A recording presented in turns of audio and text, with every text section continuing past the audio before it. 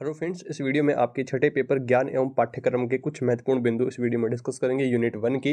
तो वीडियो को पूरा देखिएगा। चैनल पर नए हैं तो सब्सक्राइब कर लीजिए इसी तरह के और इन्फॉर्मेटिव वीडियोस के लिए। दोस्तों, पहला इंपॉर्टेंट प्रश्न आता है, ज्ञान प्राप्त करने के मुख्य स्रोतों का आपको वर्णन करना है। ज्ञान किस तरह से प्राप्त करते हैं? देखिए, ज्ञान जो है किसी वस्तु का जो साक्षात स्वरूप है उसके बारे में कंप्लीट डिटेल में जो जानना है वो ज्ञान होता है, ये आप जानते हैं। और मुख्य रूप से ज्ञान क्रियाकलापों और अनुभव द्वारा प्राप्त किया जाता है, इतना भी आप जानते हैं। इसके बाद में बात करते हैं कि निम्नलिखित स्रोत कौन कौन से हैं जो ज्ञान को प्राप्त करने में हमारी सहायता करते हैं। तो पहला बिंदु देखिए, इंद्रियानुभव, यानी कि जो हमारी 5 इंद्रियां हैं उनके माध्यम से हम ज्ञान को प्राप्त करते हैं। जैसे कान, नाक, आंख, त्वचा, जीभ आदि के द्वारा ध्वनि, गंध, रंग, ताप, रस का ज्ञान हमें देती है, इसे हम इंद्रियानुभव कहते हैं। ज्ञान का एक बहुत बड़ा भाग हमें ज्ञानेंद्रियों के द्वारा ही प्राप्त होता है, इसलिए इंद्रिय ज्ञान का स्रोत है। जिस ज्ञान की प्राप्ति में अधिक से अधिक ज्ञानेंद्रियों का प्रयोग होता है वह स्थायी तथा पूर्ण हो जाता है और कन्फर्म हो जाते हैं कि हाँ, ये सच है। इसके बाद में बात करते हैं दूसरे बिंदु की, तर्क बुद्धि। तर्क ज्ञान का स्रोत है। तर्क में बुद्धि का सहारा लेकर के अनुमान लगाया जाता है तथा इस क्रिया से ज्ञान प्राप्त होता है। बुद्धि का कार्य कल्पना, सोचना, विचारना एवं तर्क देना है। तर्क मानसिक तथा बौद्धिक प्रक्रिया है। इस प्रक्रिया के माध्यम से मनुष्य अपना कोई मत बनाता है और किसी निष्कर्ष पर पहुंचता है। ज्ञान प्राप्ति के लिए तर्क के अंतर्गत 2 विधियां होती है। पहली होती है निगमन और दूसरी होती है आगमन, जिनके द्वारा हम ज्ञान प्रयोग प्राप्त करते हैं। आगमन विधि के अंतर्गत अनेक उदाहरणों को अनुभव की सहायता से सामान्यकरण किया जाता है। सामान्यकरण तथ्य का रूप धारण कर लेता है। निगमन विधि जो है इसके बिल्कुल विपरीत होती है। इसमें हम सामान्यकरण से उदाहरण की ओर बढ़ते हैं और यहाँ पर हम उदाहरण से सामान्यकरण की ओर बढ़ते हैं आगमन में। और निगमन विधि में दोस्तों हम सामान्यकरण से उदाहरण की ओर बढ़ते हैं। इस तरह से आपको ध्यान रखना है, दोनों विधियां एक दूसरे के विपरीत है और निकाले गए नियम की सत्यता को हम वहां पर परख लेते हैं। इसके बाद में आगे बढ़ते हैं और तीसरा बिंदु आता है शब्द अथवा आप्त वचन। इसमें देखिए, आप्त वचन ज्ञान का स्रोत न तो बुद्धि है और न ही इंद्रिय अनुभव। प्राय यह देखा जाता है कि बहुत सा ज्ञान जो हमारे पास है वह न तो ज्ञानेंद्रियों के द्वारा प्राप्त हुआ है और न ही इसको ज्ञान को प्राप्त करने के लिए हमें कोई बुद्धि का प्रयोग हमने किया है। इसे ज्ञान प्राप्त करने के लिए हमने विशेषज्ञों पर निर्भर रहना पड़ा है।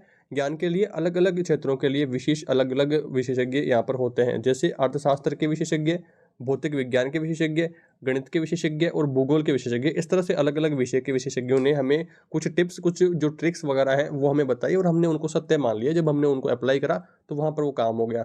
उदाहरण के तौर पर ताजमहल शाहजहां ने बनवाया था, न्यूटन ने गुरुत्वाकर्षण का सिद्धांत दिया। तो ये सब जो है हमें आप्तवचन से प्राप्त हुआ। इसलिए ज्ञान भंडार का बहुत बड़ा भाग जो है विशेषज्ञों के कथनों में विश्वास करके हमारे सामने प्राप्त हुआ था। इसके बाद में आगे बढ़ते हैं, चौथा बिंदु आता है अंतः प्रज्ञा। इसमें देखिए, यह ज्ञान एक तरह की अंतःकरण की आवाज़ है। केवल इसका स्वरूप स्पष्ट नहीं है कि ज्ञान भी न तो इंद्रियानुभव है और न ही तर्क द्वारा, बुद्धि द्वारा दिया गया है। अंतःकरण की आवाज़ से एक तरह का अलग अनुभव होता है जो 5 इंद्रियों के अनुभव से परे का अनुभव है। इसलिए इस अनुभव को मनुष्य की छठी इंद्रिय से भी जोड़ दिया जाता है। संपूर्णता का बोध अथवा इसकी अनुमति का नाम अंतःक्रिया है। इसको भाषा के माध्यम से अभिव्यक्त करने में कठिनाई आती है। इसमें ज्ञाता का ज्ञेय या दोनों नहीं रहते हैं। इस अनुभूति में ज्ञाता ज्ञेय में लीन हो जाता है, दोनों एक में ही मिल जाते हैं। इसके बाद में पांचवा बिंदु है प्रयोगात्मक, यानी कि एक्सपेरिमेंट करके भी हम पता लगा सकते हैं। तो इस प्रकार का ज्ञान जो है व्यक्ति विशेषज्ञों, वैज्ञानिकों द्वारा किए गए प्रयोगों से प्राप्त होता है। ये प्रयोग नियंत्रित स्थिति में किए जाते हैं। इन ज्ञान की जो पुष्टि है अन्य व्यक्ति द्वारा पुनः प्रयोग करके ली जा सकती है। प्रयोगों द्वारा ही नियम निकाले जाते हैं। इस प्रकार प्राप्त ज्ञान जो है वो प्रयोग ज्ञान प्राप्ति के लिए सशक्त विधि है। यहाँ पर दोस्तों देखिए, वैज्ञानिक जो तथ्य निकालते हैं, जो भी फैक्ट हमारे सामने प्रस्तुत करते हैं, उनको हम दोबारा से एक्सपेरिमेंट करके उसका ट्राई कर सकते हैं कि हाँ सच है या गलत है, तभी हम उसको प्रयोग करके मानते हैं। इसके बाद में छठा बिंदु आता है श्रुति। श्रुति का संबंध धार्मिक ज्ञान से होता है। धार्मिक ज्ञान के लिए श्रुति महत्वपूर्ण स्रोत है। चाहे भारत हो चाहे दूसरा देश, यहाँ के धार्मिक ग्रंथों का आधार श्रुति है। हमारे ऋषि मुनियों तथा मनुष्यों को दिव्य व अलौकिक शक्तियों से ज्ञान प्राप्त होता है जो बाहरी कानों से सुना नहीं जा सकता, अपितु अंतःकरण से सुना जा सकता है। यह ज्ञान काल और देशों की सीमाओं से बंधा हुआ नहीं होता। यह सार्वभौमिक होता है तथा इनमें से किसी प्रकार का परिवर्तन नहीं किया जा सकता। इस तरह से कुछ बिंदु आपको यहाँ पर ध्यान रखने हैं। इसके बाद में दोस्तों आगे बढ़ते हैं। अगला महत्वपूर्ण प्रश्न आता है आधुनिकीकरण की प्रक्रिया की आपको विशेषताएं बतानी है। इसमें दोस्तों पहला बिंदु आता है आपके यहाँ पर, आधुनिकीकरण के कारण हमारे सोचने का, कार्य करने का ढंग जो है उसमें परिवर्तन हो सकता है। इसके अतिरिक्त इससे आधुनिक राष्ट्रों की नवनिर्मित विचारधाराओं को सूझबूझ के साथ अपनाना या उन पर अमल करना है। आधुनिकीकरण अनुकरण की प्रक्रिया न होकर के प्रगति की प्रक्रिया है। इसके बाद में तीसरा बिंदु देखिए, आधुनिकीकरण गतिशील विधियों तथा व्यवहारिक जो प्रणाली है उस पर निर्भर करती है। चौथा बिंदु है इसका संबंध स्वाभाविक और इच्छित परिवर्तन के साथ है, दबाव डालकर किए गए परिवर्तन से नहीं है। पांचवा बिंदु है इस प्रक्रिया के परिणाम स्वरूप होने वाले परिवर्तन उद्देश्य केंद्रित होने चाहिए। और इसके बाद में छठा बिंदु आता है कि इसके द्वारा समाज के बहुसंख्यक लोगों में सामूहिक परिवर्तन होना चाहिए। सातवां बिंदु है समाज में सुधार हेतु इसका क्रियाकलाप होना चाहिए। आठवां बिंदु है आधुनिकीकरण का एक निरंतर परिवर्तनशील और विकासशील प्रक्रिया है जो सभी समाप्त नहीं हो सकती है, कभी समाप्त नहीं हो सकती है। इसके बाद में देखिए नवा बिंदु है आधुनिकीकरण का प्रभाव अच्छा या बुरा दोनों प्रकार का हो सकता है। 10वां बिंदु है आधुनिकीकरण तब तक संभव नहीं है जब तक किसी समाज के लोगों में स्वयं को आधुनिक बनाने की इच्छा न हो। 11वां बिंदु है आधुनिकीकरण की प्रक्रिया में विज्ञान और तकनीकी का सदुपयोग बहुत आवश्यक है। तो इस तरह से कुछ 11 बिंदु आपको आधुनिकीकरण से संबंधित ध्यान रखने हैं।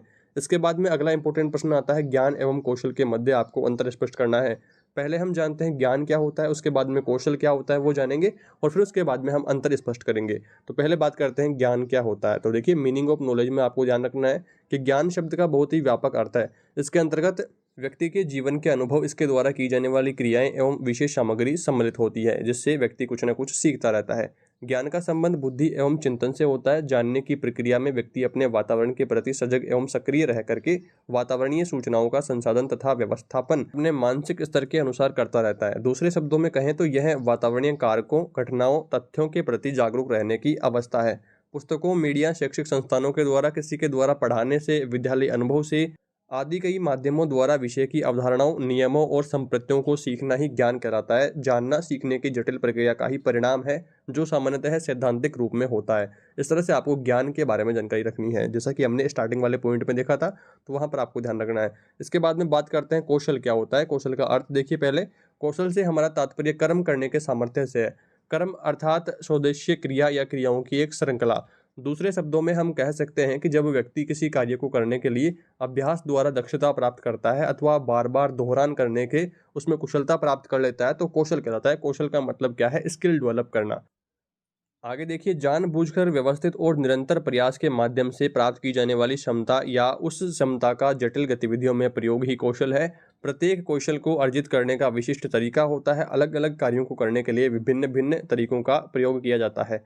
अतः कौशल में निपुणता का भाव छिपा होता है। उदाहरण के लिए प्रबंध का कौशल जो है, सामाजिक कौशल किसी वाहन को चलाने का कौशल आदि। कौशल को एक उदाहरण द्वारा भी समझा जा सकता है, जैसे एक MBA के डिग्री धारक ने विपणन एवं व्यापार के सभी सिद्धांत संस्थान में अध्ययन करते समय सीखे। उसे उत्पाद के विषय, लक्ष्य, बाजार, प्रतियोगियों आदि के क्षेत्र का ज्ञान है। एक सफल बिक्री रणनीति और बाजार में स्थान बनाने के लिए उसके द्वारा जो प्राप्त ज्ञान है उसका हस्तांतरण उस व्यक्ति का कौशल है। त्रुटि एवं अभ्यास विधि विभिन्न कौशलों को अर्जित करने में महत्वपूर्ण भूमिका निभाती है। अतः कहा जा सकता है कि प्रशिक्षण, अनुभव एवं अभ्यास के उपरांत कार्य करने की योग्यता ही कौशल है। ज्ञान एवं कौशल में अब हम अंतर की बात करते हैं। तो दर्शन शास्त्र में जानना कैसे यानी कि नोइंग हाउ तथा उससे जानना के मध्य अंतर स्पष्ट किया गया है, जो कि ज्ञान और कौशल के समरूप आलेखित किया जा सकता है। जानना कैसे यानी कि नोइंग हाउ का तात्पर्य प्रायोगिक अर्थ में लिया जा सकता है, जो कि किसी कार्य को संपादित करने से संबंधित है, जबकि उसे जानना में किसी कार्य या नियमों एवं सिद्धांतों का ज्ञान होना सम्मिलित है। उदाहरण के लिए कोई व्यक्ति साइकिल चलाने में कुशल है, अर्थात उसे अभ्यास एवं प्रशिक्षण द्वारा साइकिल चलाने का कौशल प्राप्त किया है, तो यह आवश्यक नहीं है कि उसे साइकिल चलाने के वैज्ञानिक नियमों का भी ज्ञान हो। आपको अगर साइकिल चलाना आ गया है तो आपको उसकी कंप्लीट जानकारी हो ये जरूरी नहीं है। आप सिर्फ नॉर्मल साइकिल चलाना आपने कौशल से सीख लिया है, तो यहाँ पर ये कहा गया है। अतः ज्ञान में सैद्धांतिक जानकारी सम्मिलित होती है, जबकि कौशल में उस सैद्धांतिक जानकारी का क्रियान्वयन भी किया गया होता है, उसकी स्किल भी डेवलप करी गई होती है। ध्यान देने योग्य बात यह है कि कौशल के अंतर्गत यह आवश्यक नहीं है कि उसे अर्जित किए जाने वाले कौशल के सैद्धांतिक पक्ष का ज्ञान हो। उपयुक्त उदाहरण में वह बिना किसी वैज्ञानिक सिद्धांतों के ज्ञान के बिना भी साइकिल चलाने में दक्षता प्राप्त कर सकता है। अब हम बात करते हैं ज्ञान एवं कौशल में अंतर को एक सारणी के रूप में, ताकि अगर एग्जाम में आपको ये प्रश्न पूछे तो आपको कोई भी डाउट ना रहे। पहला बिंदु है कि नॉलेज एक विस्तृत अवधारणा है, जबकि कौशल जो है ज्ञान का ही एक भाग है, नॉलेज का ही एक भाग है। यहाँ पर दोस्तों दूसरा बिंदु है कि नॉलेज में किसी विषय से संबंधित तथ्यों, सिद्धांतों एवं नियमों को विभिन्न स्रोतों से ग्रहण किया जा सकता है, जबकि कौशल में ग्रहण की गई विषय वस्तु जो सूचना है, उसके सिद्धांत हैं, उन विभिन्न जो परिस्थितियां हैं उनके संदर्भ में उसको उपयोग में लाया जाता है, अपनी स्किल डेवलप करी जाती है, अभ्यास करा जाता है। तीसरा बिंदु है कि ज्ञान का स्वरूप जो है प्राय सैद्धांतिक होता है, और यहाँ पर कौशल का जो स्वरूप है प्राय प्रयोगात्मक होता है, एक्सपेरिमेंटल होता है। हम प्रयोग करके सीखते हैं, अभ्यास करके सीखते हैं। यहाँ पर दोस्तों चौथा बिंदु है ज्ञान का स्वरूप अमूर्त एवं अप्रत्यक्ष होता है। कौशल के प्रत्यक्ष रूप में देखा जा सकता है कि किस तरह से कोई प्रैक्टिस करके अपनी स्किल को डेवलप कर रहा है। इसके बाद में पांचवा बिंदु आता है कि ज्ञान जानने की दक्षता से संबंधित है और कौशल जो है कर्म करने की दक्षता से संबंधित है, अभ्यास करने से संबंधित है।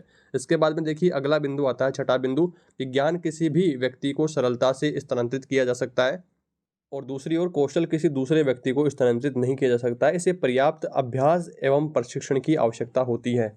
इसके बाद में सातवां बिंदु है कि ज्ञान का स्वरूप बहुत अधिक विस्तृत है तथा व्यक्ति जीवन पर्यंत ज्ञान प्राप्त करता रहता है। जबकि दूसरी ओर देखिए कौशल का संबंध किसी एक कार्य में कुशलता या दक्षता प्राप्त करने से है। बार बार अभ्यास करने से अर्जित किए गए कौशल स्थायी हो जाते हैं। इसका क्षेत्र जो है अत्यंत सीमित है। किसी एक कार्य में या एक टॉपिक पर हम क्या करते हैं, कौशल करते हैं, बार बार अभ्यास करने से कौशल उसमें कुशल हो जाते हैं और दक्षता हम प्राप्त कर लेते हैं। इसके बाद में दोस्तों आठवां बिंदु है कि ज्ञान का संबंध प्राय बालक के संज्ञानात्मक पक्ष से संबंधित होता है और दूसरी ओर देखिए जबकि कौशल का संबंध प्राय बालक के क्रियात्मक पक्ष से होता है। वह जहाँ क्रिया करेगा, अभ्यास करेगा तो उससे संबंधित होता है कौशल। इसके बाद में नौवां बिंदु आपके सामने है कि ज्ञान प्राप्त करने के लिए किसी अभ्यास की आवश्यकता नहीं होती है। कौशल प्राप्त करने के लिए अभ्यास की आवश्यकता होती है। अभ्यास ही व्यक्ति को किसी दक्षता में निपुण बनाता है।